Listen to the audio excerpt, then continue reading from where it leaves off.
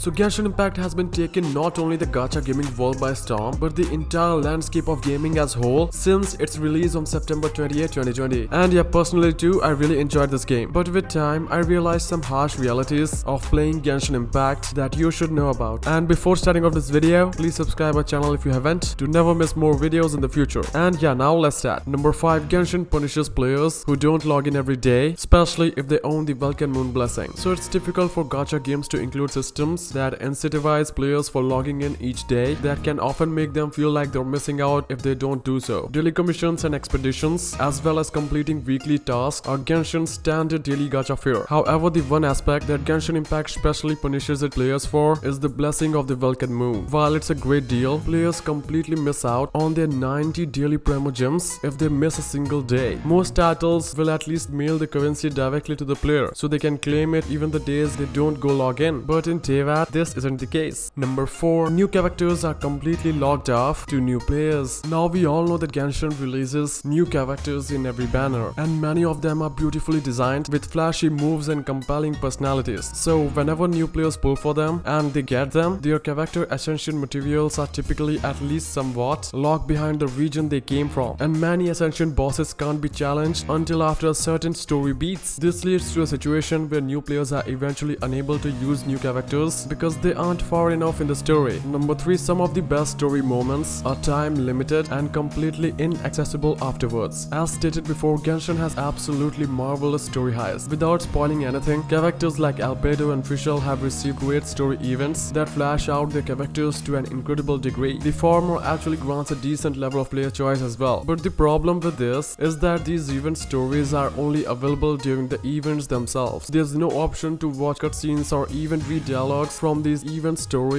after their time passes, and no way for newer players to play through or see this content aside from looking them up online. Number 2. This parallel abyss has felt more veil focused. Now the problem with this is that over time, floor 12 of the abyss feels like it's only for players who can dump money into character constellations as well as ensure best in slot weapon. Many later bosses have phase mechanics and lock periods of invulnerability, which spells disaster for anyone who can't do enough damage fast enough to beat out the timer. And finally, number 1. Upgrading certain characters' constellation is non-refundable and can actually kill their viability. For the most part, acquiring constellations for characters in Genshin Impact only up their viability as well as their power. However, not all constellations are created equally, and in some cases, activating constellation can kill a character's viability. This is seen most obviously with Bennett, a 4-star character, and his 6th constellation. He typically gives a tons of attack power to his team as well as decent healing, but his constellation 6 infuses all melee users with pyro. This means that any melee elemental reactions are completely gutted, and given how vital they are for team building within the game, this is actually negative for Bennett rather than a positive, and not with Bennett with many characters. And here you have it, guys. 5 harsh realities of Genshin Impact that you should know about. I can make a part 2 of it, just comment down below, and yeah, join our Discord server if you want to give any topic suggestions for our next video. And yeah, now thanks for watching.